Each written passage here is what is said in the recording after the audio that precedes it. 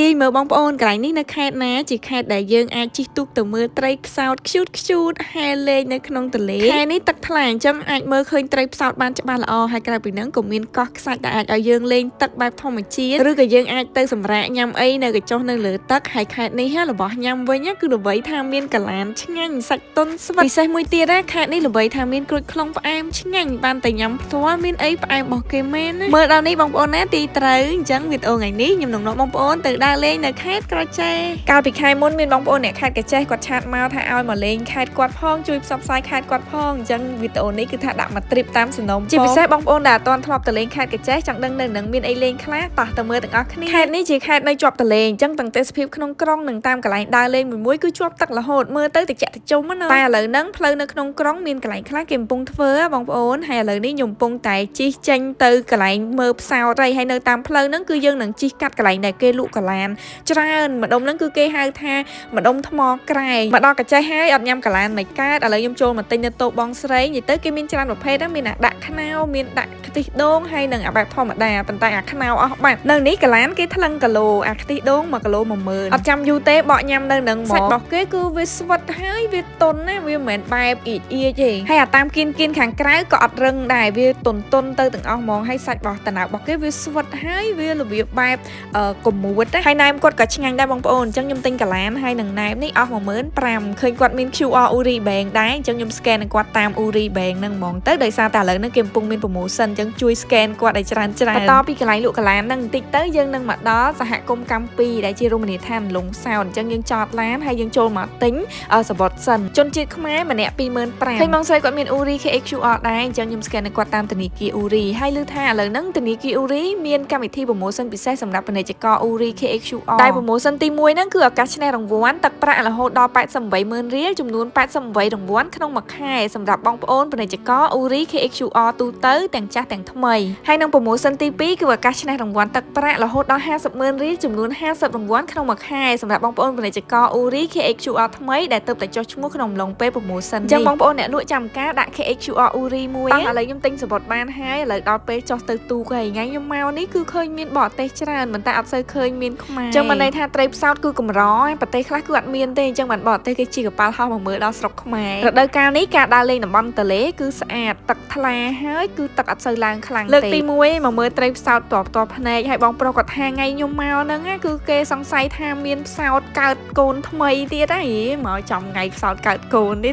ះនៅខ្មែរយើងខេត្តដែលមានផ្សោតទឹកសាបគឺមានតែ2ខេត្តទេគឺខេត្តស្ទឹងត្រែងហើយនិងខេត្តកញ្ចេះនេះឯងគ្រាន់តែមកដល់តំបន់ផ្សោតរស់នៅភ្លាមកន្លែងណាដែលឃើញអាឡូបតិចហ្នឹងយើងស្រឡឹងមើលទៅគឺយើងនឹងឃើញមានផ្សោតលក្ខណៈថាគេហែលបដិញគ្នាលេងអញ្ចឹងណាខ្ជូតហ្នឹងនិយាយទៅគឺលើកទី1ដែលខ្ញុំបានឃើញសត្វផ្សោតផ្ទាល់ភ្នែកអញ្ចឹងហើយយើងក៏អាចចែវកៅយ៉ាក់មកមើលក៏បានដែរដូចថ្ងៃនេះមានក្រុមបរទេសគេចែវកៅយ៉ាក់មកអញ្ចឹងគេអាចមើលផ្សោតបានរៀងចិត្តដោយសារស្ងាត់ល្អនេះបងប្អូនឃើញអត់ខ្ជូតណាផ្សោតខ្លះគេហែលហើយគេពវល់ខ្លួនមកជុំអីណានិយាយទៅមកខែនេះគឺយើងអាចមើលបានស្រួលដោយសារតែទឹកគេថ្លាល្អអញ្ចឹងយើងឃើញផ្សោតច្បាស់ផ្សោតជាសត្វដែលចិញ្ចឹមកូនដោយទឹកដោះហើយជាសត្វដែលកម្រមែនតើមានតែប្រហែលក្បាលទេអាចនិយាយបានថាជាសម្បត្តិដ៏មានតម្លៃរបស់ខ្មែរយើងមួយអញ្ចឹងយើងទាំងអស់គ្នាចូលរួមថែរក្សាទាំងអស់គ្នាតទៅពីមើលផ្សោតចប់ហើយពូគាត់នាំខ្ញុំទៅកន្លែងដែលមានទឹកហូរល្បាក់មានថ្មមានអីចឹងពេលដែលយើងមើលពីលើគឺឃើញស្អាតណាលក្ខណៈបែប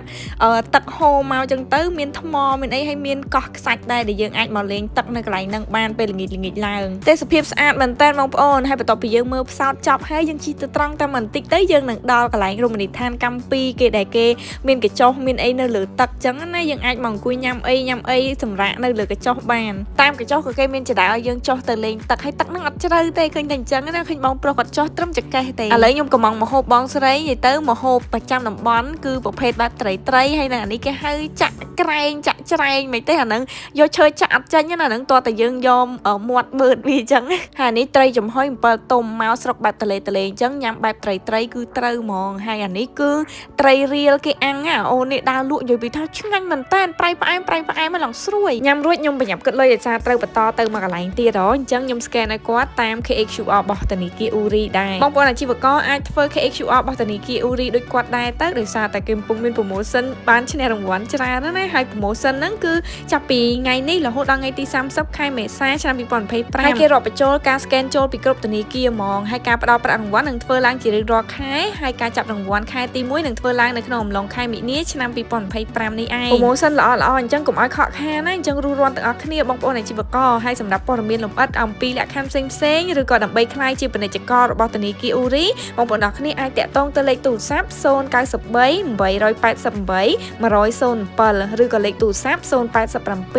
275 555ឬក៏មួយទៀតបងប្អូនអាចឆាតទៅ page ផ្លូវការរបស់ធនាគារអ៊ូរីក៏បានដែរណាកន្លែងមួយទៀតដែលខ្ញុំទៅហ្នឹងគឺទៅលេងកោះត្រង់និយាយទៅកោះហ្នឹងគឺនៅទល់មុខកន្លែងមាត់ទន្លេនៅក្នុងក្រុងនឹងឯងហើយយើងត្រូវឆ្លងសាឡាងទៅម្នាក់អស់1000រៀលទៅកោះនេះក៏ឃើញមានភ្ញៀវបរទេសទៅលេងច្រើនដែរហើយឡើងទៅដល់កោះហ្នឹងគឺគេមានម៉ូតូដប់ឬក៏យើងចង់ជិះអតេះគោអតេះសេះក៏បានដែរគេមានជួលហើយជាពិសេសហ្នឹងនេះបរទេសគេចូលចិត្តមកជិះអតេះគោមើលការរស់នៅរបស់ខ្មែរយើងអញ្ចឹងណាហើយបង